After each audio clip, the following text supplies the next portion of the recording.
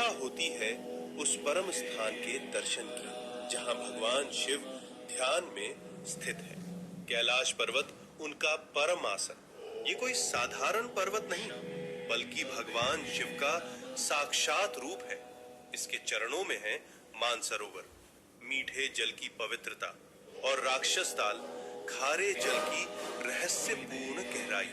इतने पास फिर भी एक मीठा एक खारा, जैसे भगवान शिव के भीतर संतुलित दो स्वरूप। अब हम पहुंचते हैं उस तपोभूमि पर जहां भगवान शिव और माता पार्वती ने विवाह के बाद ध्यान लगाया।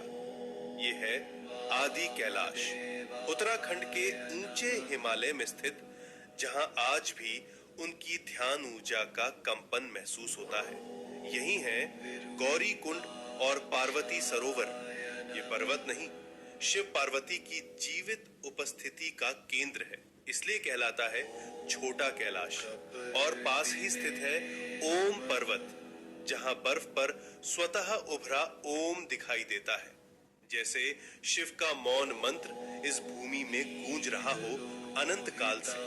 अब हम बढ़ते हैं हिमाचल की उस रहस्यमयी चोटी की ओर जहां विराजमान है स्वयं भगवान शिव, जिसे कहा जाता है मणि महेश कैलाश। इस पर्वत की चोटी से दिखाई देती है एक दिव्य मणि। मान्यता है जब भगवान शिव प्रसन्न होते हैं तो ये मणि दिव्य तेज प्रकट करती है, जो भक्तों के जीवन में भर देती है एक दिव्य प्रकाश। इसके चरणों में स्थित है पवित्र मणि महेश झील, जहां हजारों श्रद्धालु हर वर्ष स्नान करते हैं और भगवान शिव का आशीर्वाद प्राप्त करते हैं। अब हम पहुंचते हैं हिमालय की उस ऊंचाई पर जहां की हवा भी हर हर महादेव का जप करती है। ये है श्रीखंड महादेव। यहाँ स्थित है एक भव्य प्राकृतिक शिवलिंग।